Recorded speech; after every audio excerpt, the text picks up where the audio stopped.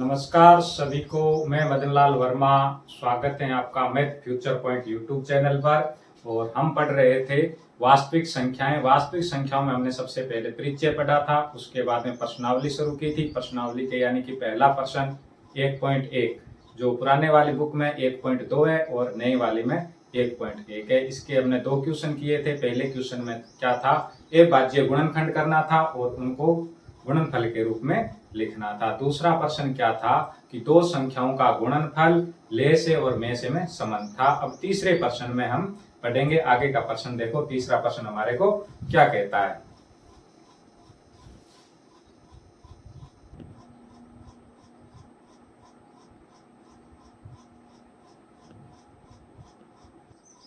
चलो अब अपना प्रश्न नंबर 3 देखो क्या कहता है अपने को कि अभाज्य गुणनखंड विधि द्वारा निम्नलिखित पूर्णांकों के में से और ले से ज्ञात कीजिए। में से और ले से कैसे ज्ञात करते हैं? देखो एलसीएम का मतलब एचसीएफ कैसे ज्ञात करते हैं। एचसीएफ के लिए मैंने बताया था, जो गुणनखंड दोनों के पास में है उनकी क्या करते हैं, न्यूनतम घात लेते हैं। जो गुणनखंड दोनों के पास है, दोनों के पास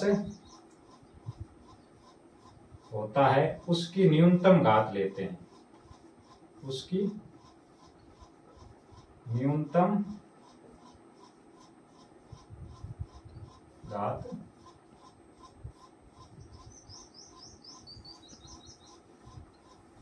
घात लेते हैं। और एलसीएम का मतलब क्या होता है, अधिकतम घात के लिए, यानी कि सबसे बड़ा गुणनखंड लेंगे और सभी गुणनखंड लेते हैं। अधिकतम घात के साथ में सभी गुणनखंड लेते हैं।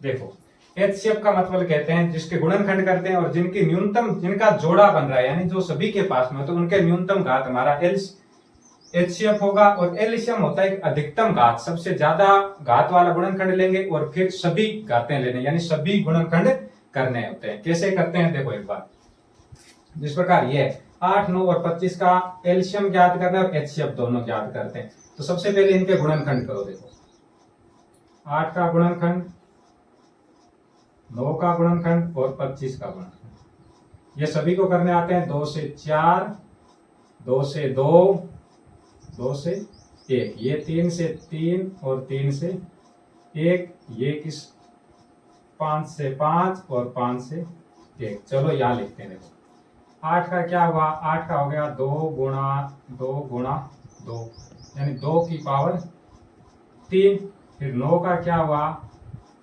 3 गुणा 3, यानी 3 की घात 2। और फिर 5 का क्या हुआ, 5 गुणा 5, यानी 5 की घात 2। अब ऐसी संख्या बताओ कि जो सभी के पास में न्यूनतम घात वाली, यानी हमारे को एचसीएफ ज्ञात करना है। एचसीएफ के लिए न्यूनतम घात वाला किसी के पास में है ही नहीं, यानी एक जैसा कोई आएगा गुणनखंड सभी के पास में नहीं है। इसका मतलब इसके पास में क्या है, 1 है, इसके पास में क्या 1 है, इसके पास में 1 है। न्यूनतम घात वाला कौन सा हुआ, 1 हुआ। क्या हुआ, 1। तो इसका एचसीएफ क्या आ गया, 1। देखो किसी का जोड़ा नहीं बना है, देखो 2 का नहीं बन रहा है, या 3 का नहीं बन रहा, 5 का नहीं बन रहा है। तो इसका मतलब क्या हुआ, कोई ऐसा पेयर है नहीं। इसका मतलब 1 इसका गुणनखंड है, 1 सभी के पास। इसको 1 से गुणा करो, कोई फर्क नहीं पड़ता, इसलिए कोई नहीं होता, इससे कोई फर्क नहीं पड़ता, इसलिए इसका एचसीएफ कितना हुआ, 1। तो अब हम ज्ञात करते हैं एलसीएम। क्या ज्ञात करते हैं, एलसीएम मैंने बताया था कि अधिकतम घात के साथ में सभी गुणनखंड लेते हैं। अब इसमें अधिकतम घात क्या है, अधिकतम घात यानी जोड़ा तो किसी का बना नहीं है, तो सभी गुणनखंड लेने पड़ेंगे। तो 2 की घात 3, 3 की घात 2 और 5 की घात 2, जब इनका गुणा करते हैं तो कितना आता है, 1800, यानी 1800। तो एचसीएफ तो कितना आया, 1, और एलसीएम कितना हो गया, 1800। किसके समझ में नहीं आया? उम्मीद करता हूं सभी के समझ में आया। अब देखो आगे वाला प्रश्न, इसमें क्या कह रहा है, 12, 15 और 21 का में से और ले से ज्ञात करना है, तो कर दो, कोई दिक्कत वाली बात नहीं है। देखो 12 का, 15 का, 21 का, 2 से 6 बार गया, 2 से 3 बार गया, 3 से 1 बार, फिर 3 से गया 5 बार, फिर 5 से गया 1 बार, फिर ये 3 से गया 7 बार, 7 से गया 1 बार। देखो 12 के क्या बने जोड़े अपने, देखो 2 गुणा 2 गुणा 3 यानी 2 की घात 2 और 3 की घात 1। फिर 15 का क्या हुआ, 3 गुणा 5, इसमें कुछ नहीं बन रहा है, 3 की घात 1 और 5 की घात भी 1। फिर क्या है 21 का बन रहा है 3 गुणा 7, इसमें 3 की घात 1 और 7 की घात भी 1। अब देखो हमारे को ज्ञात क्या करना है, एचसीएफ का मतलब क्या होता है कि जो गुणनखंड सभी के पास में होता है उसकी न्यूनतम घात लेते हैं। देखो ये 3 इसके पास में पड़ा, इसमें पड़ा, इसमें पड़ा, इसकी 3 की न्यूनतम घात क्या 1 है, तो ये 3 लिया, तो इसका मतलब एचसीएफ कितना हो गया, 3 हुआ। अब हमारे को एलसीएम ज्ञात करना है। एलसीएम मैंने कहा था अधिकतम घात के साथ में सभी गुणनखंड लेते हैं, अधिकतम घात के साथ में सभी गुणनखंड लेते हैं। तो इसमें ये 3 वाला जोड़ा बन रहा है, इसमें अधिकतम घात कितनी है, 1 ही है, तो ये अपने 3 ले लिया। इसके पास में सभी गुणनखंड लेते हैं, तो ये अपना हो गया 2 की घात 2, 5 की घात 1, 7 की घात 1, इनका गुणा किया तो कितना आता है, करके देखो।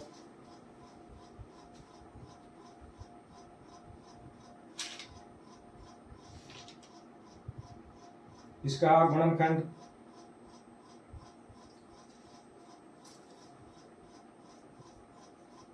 $420 कितना आता है, एक बार कर लेना गलत नहीं हो जाए। 420 कितना आया, 420। अब आगे वाला देखो, इसके बाद में देखो जो अपने ये वाला है, ये क्या है कि भाज्य संख्या नहीं है, ये कैसी संख्या है, ए भाज्य। इनके गुणनखंड क्या होंगे, या तो 1 होगा या कुछ समय संख्या ही होती है। मैंने बताया था कि ए भाज्य संख्या, ये सभी क्या है, ए भाज्य संख्या। ये थोड़ा नोट कर लिया, इसको मैं मिटा देता हूं। देखो देखो ये सभी क्या है, ए भाज्य संख्या। इनके गुणनखंड क्या होते हैं, या तो 1 होगा या समय होगा। तो इसका करने की जरूरत नहीं है, करके देखो, देखो कर लो आप। 17, 23, 29, इसमें 1 का भाग यानी 17 का भाग गया 1 बार, 23 का भाग गया 1 बार, 29 का भाग गया 1 बार। मैंने कहा था जिसका जोड़ा बनता है उनकी न्यूनतम घात, तो एचसीएफ कितना होगा, एचसीएफ तो 17 के क्या हुआ, देखो 17 के जोड़े क्या बने, एक बार यहां कर देते हैं। देखो 17 का क्या गुणनखंड हुआ, 1 गुणा 17, 23 का क्या हुआ, 1 गुणा 23, 29 का क्या हुआ, 1 गुणा 29। अब देखो एचसीएफ कितना हुआ, एचसीएफ देखो जोड़ा किसका बना, 1 का, 1 की न्यूनतम घात क्या होगी, 1। ये तो अपना सीधा सा आ गया एचसीएफ। अब एलसीएम के लिए क्या करोगे, एलसीएम के लिए अधिकतम घात के साथ में सभी गुणनखंड, तो 1 की अधिकतम घात 1 लो या नहीं लो कोई फर्क नहीं पड़ता है। तो हम क्या करेंगे, 17 गुणा 23 गुणा 29। अब इनको गुणा करो, कितना आता है, 17 गुणा 29। मैं कैलकुलेटर से कर लेता हूं, थोड़ा जल्दी हो जाएगा।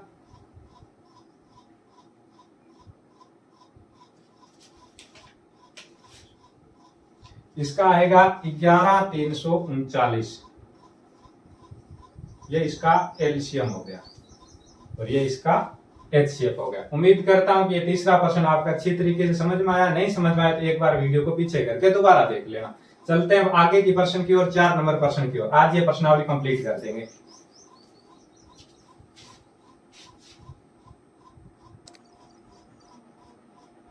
देखो अब आगे अपने प्रश्न क्या कह रहा है कि यदि एचसीएफ, ये दो संख्याएं, देखो बहुत अच्छा प्रश्न है, पहले मैंने करवाया था कि एचसीएफ 306 और 657 का कितना है, 9, यानी एचसीएफ में से निकाल के हमारे को दे दिया। फिर वो क्या कह रहा है कि ये 306 और 657 इसका ले से ज्ञात कीजिए। में से हमारे को दिया हुआ है, दो संख्याएं भी दी हुई है और ज्ञात क्या करना है, ले से ज्ञात करना है। तो मैंने ले से और दो संख्याओं का गुणनफल में एक संबंध बताया था। वो संबंध क्या था कि पहली संख्या गुणा दूसरी संख्या ये किसके बराबर होती है, ले से गुणा में से के बराबर होती है। ठीक है, तो ये आपको याद होगा, ये ले से और में से का संबंध है किसके साथ में, दो संख्याओं का गुणनफल। तो पहली संख्या क्या दे रखी है, देखो 306 इंटू 657 बराबर, ले से हमारे को ज्ञात करना है, दिया हुआ नहीं है तो ले से की जगह ले से ही पड़ा रहने दो, और गुणा में कितना, यानी इन दोनों का एचसीएफ यानी में से कितना दे रखा है 9, तो यहाँ लिख दिया 9। अब आपको पता है जोड़ घटाव गुणा भाग आपको करना आता है, 306 गुणा 657, ये संख्या इधर गुणा में, इसको इधर ले आओगे बराबर के चिन्ह के, तो ये भाग में आगे, इधर क्या बचा, ले से जो ज्ञात करना, 9 के पाड़े से ये अपना कट गया, कितनी बार कटा, 34 बार। अब अपने को क्या करना है, 34 गुणा 657, 34 को 6 से गुणा करो तो अपना ले से आ जाएगा, करके बताओ 34 657 को करो, 34 का 657 से गुणा करो, देखते हैं कितना आता है।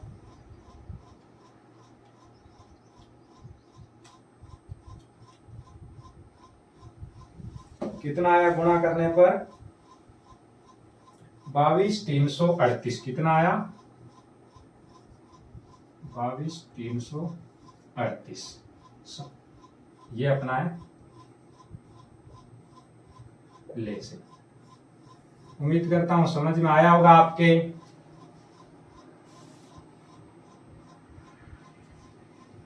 इसके बाद में आगे और लिखो तो लिख देना, अंत एलसीएम किसकी संख्या का पूछा था, 306 और 657 का किसके बराबर है, 22,338, ये अपना उत्तर आ गया।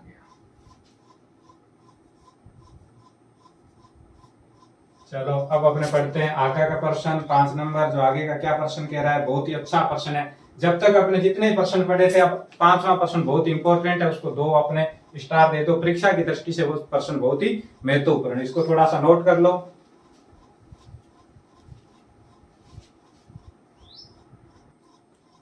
देखो ये बहुत ही अच्छा प्रश्न है, देखो आपके 5 नंबर प्रश्न है, इसको चाहे आप स्टार दे दो, मोस्ट प्रश्न है। देखो ये अपने क्या कह रहा है, जांच कीजिए क्या किसी प्राकृत संख्या n के लिए संख्या 6 की घात n अंक 0 पर समाप्त हो सकती है क्या। हमारे को सिर्फ बताना है क्या कोई ऐसी प्राकृत संख्या 6 की घात ऐसी संख्या लगाएं जो 0 पर समाप्त हो सकती है क्या। तो आपको सबसे पहले ये पता होना चाहिए, ये प्रश्न सबसे अलग है, प्रश्नावली सबसे सीखने योग्य यही है। तो आपको पता है n से किसको दर्शाते हैं, प्राकृत संख्या, किससे दर्शाते हैं,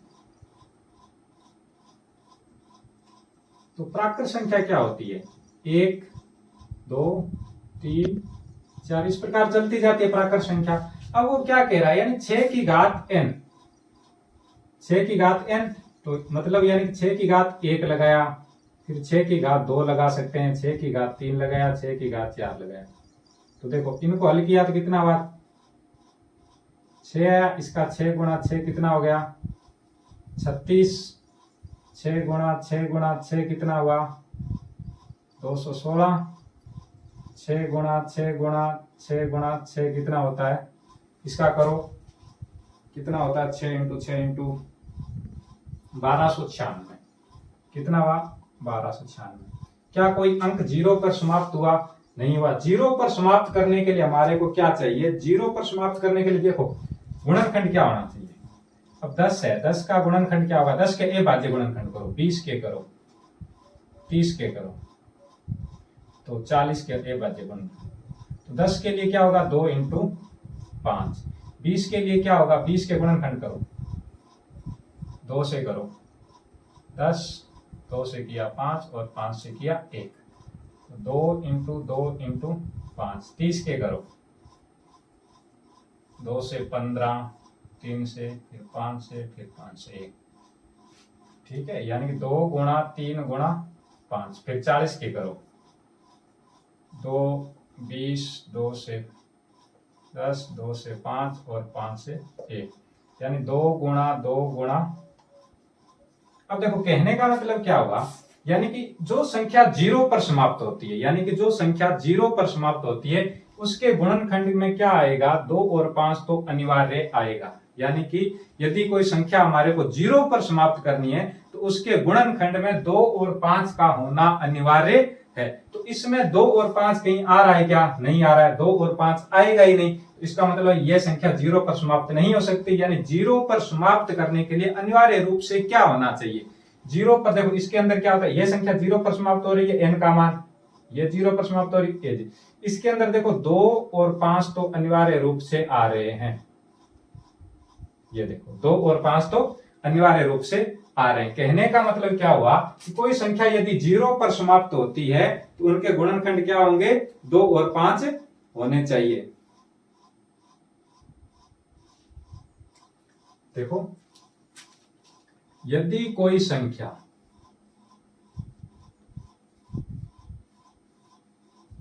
यदि कोई संख्या 0 पर समाप्त होती है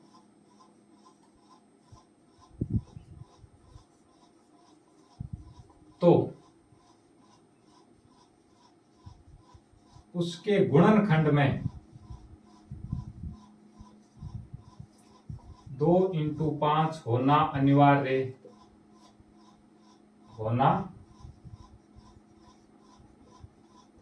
अनिवार्य है।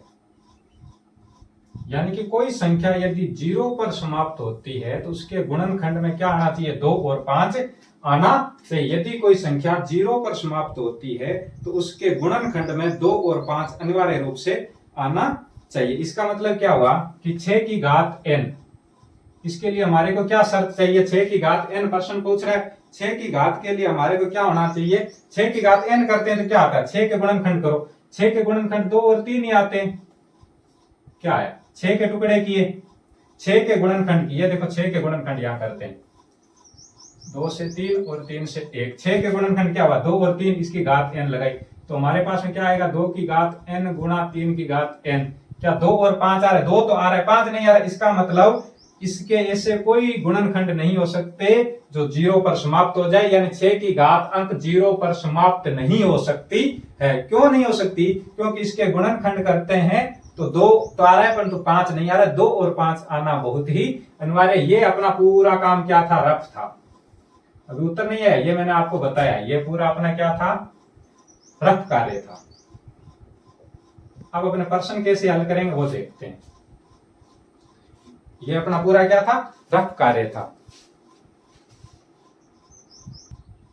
तो अब अपने हल कैसे लिखेंगे कैसे इसको, रिप्रेजेंट यानी परीक्षा में अपने कैसे लिखेंगे, तो इसके लिए देखो अपने क्या लिखेंगे, कैसे लिखना है।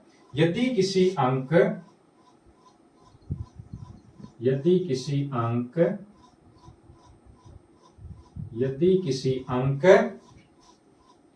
अभाज्य गुणनखंड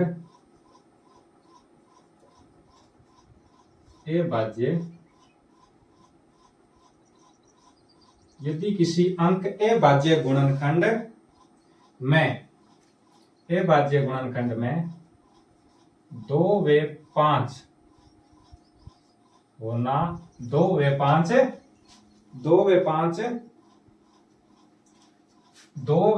दोनों, यानी कि यदि किसी अभाज्य गुणनखंड में 2 और 5 दोनों अनिवार्य रूप से उपस्थित हो, यानी कि यदि किसी गुणनखंड में 2 व 5 अनिवार्य रूप से उपस्थित हो, अनिवार्य रूप से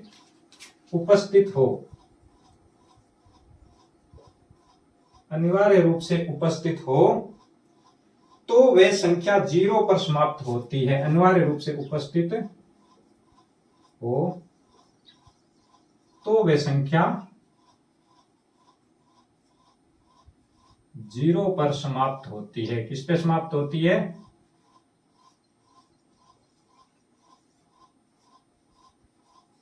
देखो क्या कह रहा है, यदि किसी अभाज्य गुणनखंड में, यानी अभाज्य गुणनखंड करते हैं, उसमें 2 और 5 दोनों अनिवार्य रूप से उपस्थित होना चाहिए। यदि 2 और 5 है तो वो संख्या 0 पर समाप्त होती है। तो अपने क्या दिया था कि 6 की घात n, तो 6 के गुणनखंड क्या हुए, 2 गुणा 3 की घात n, तो 2 की घात n गुणा 3 की घात n।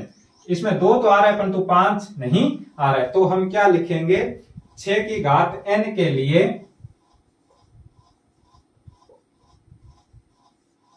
6 की घात n के लिए या 6 की घात n के गुणनखंडों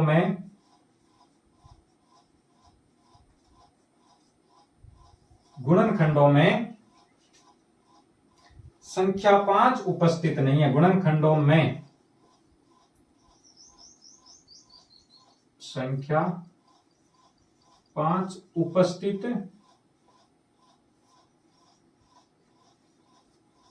नहीं है, यानी कि संख्या 5 उपस्थित नहीं है अंत n के किसी मान के लिए, अंत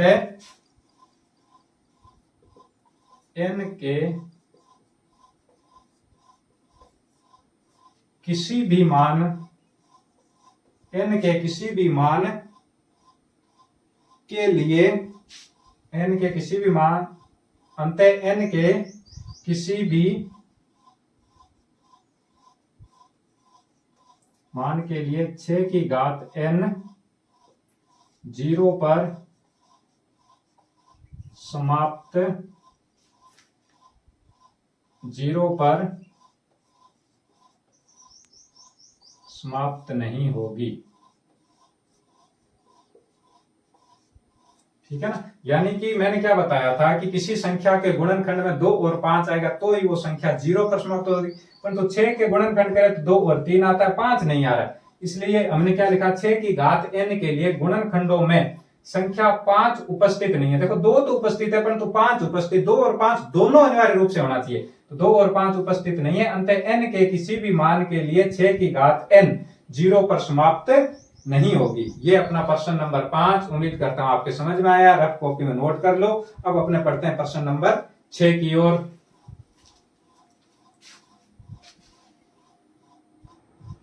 देखो प्रश्न नंबर 6, अपने प्रश्न नंबर 6 क्या कह रहा है, प्रश्न नंबर 6 हमारे को कह रहा है कि व्याख्या कीजिए कि 7 इंटू 11 इंटू 13 प्लस 13 और 7 into 6 into 5 into 4 into 2 into 1 plus 5 भाज्य संख्याएं क्यों हैं। अब ये हमारे को क्या कह रहा है कि व्याख्या करके हमारे को बताना है कि ये भाज्य संख्या क्यों है। तो भाज्य संख्या किसे कहते हैं, जिसके 2 से अधिक गुणनखंड होते हैं। क्या होते हैं, जिसके 2 से अधिक गुणनखंड होते हैं।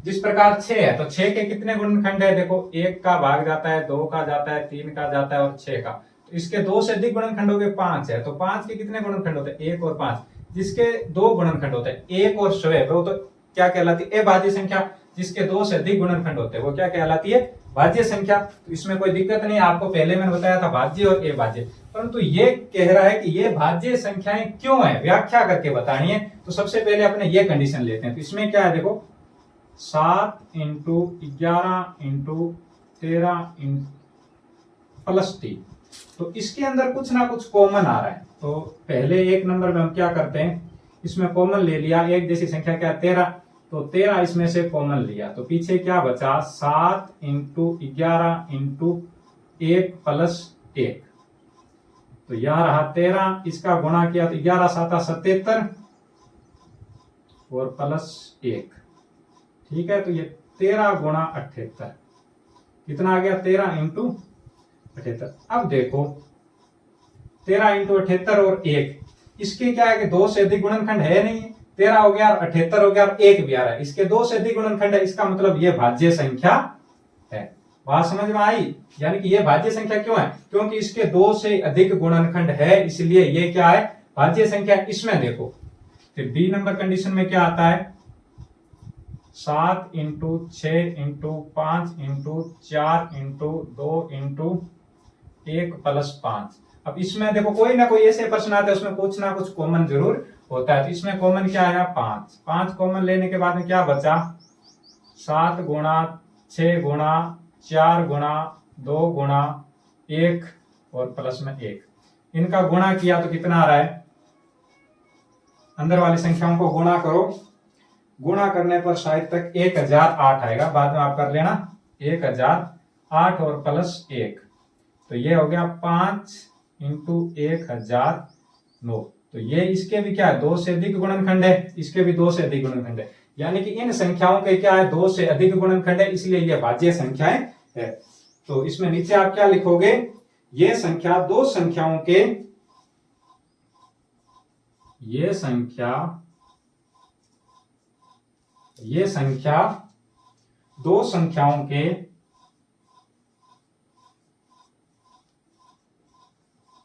संख्या दो संख्याओं के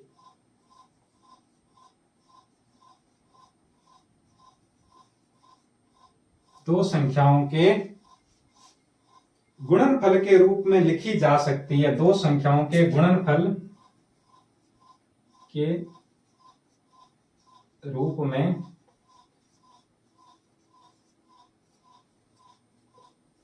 लिखी जा सकती है।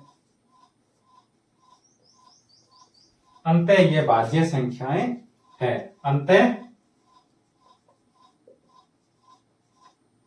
अंतः यह भाज्य संख्याएं हैं, अंतः ये भाज्य संख्या है। नोट करो, उतारो।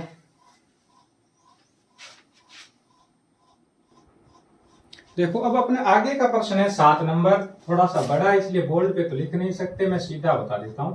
मान लो कि एक कोई वर्ताकार पथ है, ये क्या एक वर्ताकार पथ है, ये एक वर्ताकार पथ है, इस पर दो छात्र यानी दो प्रतिभागी दौड़ लगाते हैं, और उन दोनों का नाम क्या है, एक का नाम है सोनिया और दूसरे का नाम है रवि। यानी कि एक तो है रवि और एक है सोनिया। सोनिया और रवि इस वर्ताकार पथ में क्या करते हैं, चक्कर लगाते हैं। क्या करते हैं, वर्ताकार यानी गोल पथ है, इसमें चक्कर लगाते हैं। जो रवि है ना, मान लो रवि यहां से दौड़ना प्रारंभ किया और यहां पर फिर वापस आया, तो ये 12 मिनट में चक्कर पूरा कर लेता है। रवि कितने टाइम में करता है, 12 मिनट में। कितने मिनट में? और सोनिया कितने टाइम में करती है, यहां से दौड़ना शुरू हुई तो 18 मिनट ले लेती है। कितना ले लेती है, 18। यानी रवि और सोनिया दोनों एक साथ में चलना शुरू किया। जैसे रवि यहां से वापिस यहां आता है तो 12 मिनट का टाइम लेता है। सोनिया यहां से यहां तक आती है तो कितने मिनट का टाइम लेती है, 18 मिनट का। प्रश्न ये कह रहा है कि एक वर्ताकार पथ है, रवि और सोनिया दोनों उसके चारों ओर गोलाकार पथ में चक्कर लगाते हैं, यानी खेल मैदान है। सोनिया उस चक्कर को पूरा करने में 18 मिनट और रवि उसको 12 मिनट। यदि दोनों एक साथ चलना शुरू किया, यानी दोनों को एक साथ रख के और घुमाना शुरू किया, तो ये दोनों एक साथ में, देखो पहले चक्कर में रवि यहां पहुंचा तो सोनिया तो यहां ही पहुंचेगी, है ना, क्योंकि ये धीरे चल रही है। फिर इससे रवि यहाँ, सोनिया यहां पहुंचा तो रवि यहां पहुंच जाएगी। इस प्रकार ये चलते रहेंगे। ऐसी एक कंडीशन आएगी जब दोनों क्या हो जाएंगे, मान लो कि 10 चक्कर पूरे किए, रवि ने 10 किए और इसके 8 ही होंगे, 8वें चक्कर पर क्या पता ये दोनों एक साथ पर मिल जाए। तो इस प्रकार के प्रश्न के लिए क्या करते हैं, इस प्रकार के प्रश्न या तो ले से होता है या में से होता है। इस प्रश्न में हम ले से ज्ञात करेंगे। तो इसको लिखेंगे कैसे, रिप्रेजेंट कैसे करेंगे, प्रश्न आपकी बुक में होगा, आप देख लेना उसको। सोनिया द्वारा मैदान का एक चक्कर पूरा करने में लगा समय। सबसे पहले क्या लिखोगे,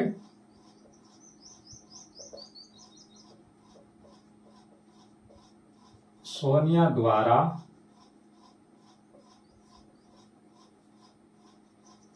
एक चक्कर पूरा करने में लगा समय 18 मिनट। सोनिया एक चक्कर कितने मिनट में पूरा करती है, 18 मिनट में। और रवि को एक चक्कर पूरा करने में कितना टाइम लगता है, 12 मिनट।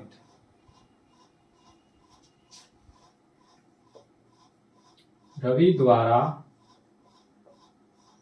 एक चक्कर पूरा करने में, एक चक्कर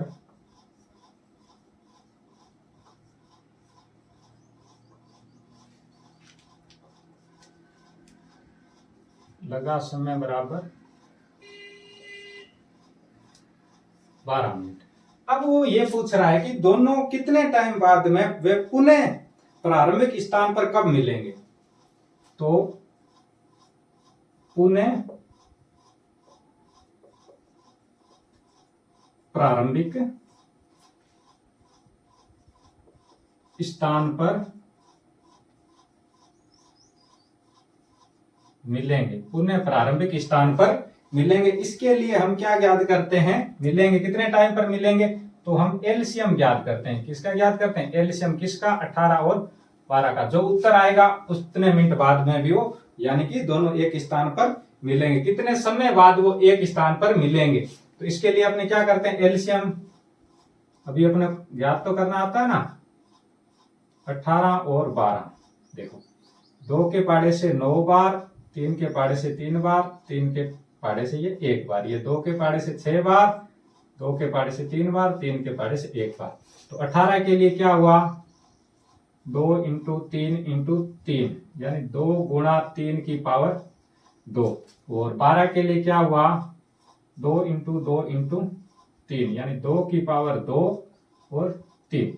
अब हमारे को एलसीएम ज्ञात करना है। एलसीएम ज्ञात करने के लिए हम क्या करते हैं, गुणनखंड की अधिकतम घात लेते हैं और सभी गुणनखंड लेते हैं। तो इसमें देखो, इसमें अधिकतम घात क्या हुई, एलसीएम के लिए इसमें अधिकतम घात क्या है, इसके अंदर अधिकतम घात क्या है, देखो 3 की घात 2, तो एलसीएम बराबर क्या होगा, 3 की घात 2 गुणा 2 की घात 2।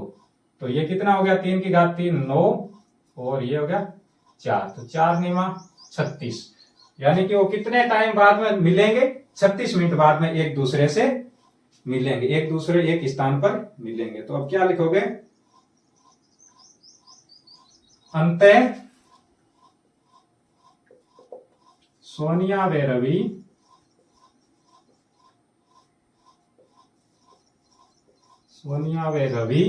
अंतः सोनिया व रवि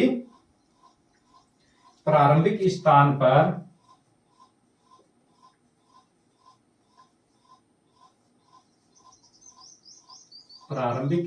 पर 36 मिनट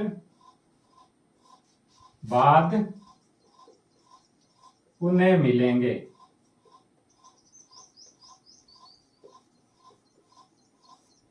ये अपना ये 1.1 प्रश्नावली कंप्लीट हो गई। मैं उम्मीद करता हूं कि आप सभी के समझ में आई है। यदि फिर भी समझ में नहीं है तो एक बार वीडियो को दोबारा देखना, यानी शुरू से देखना। 1 नंबर से इसके 3 पार्ट है। एक प्रश्नावली 1.1 के कितने पार्ट है, 3 पार्ट है। तो इसको आराम से देखना, आपके समझ में आ जाएगा, उम्मीद करता हूँ।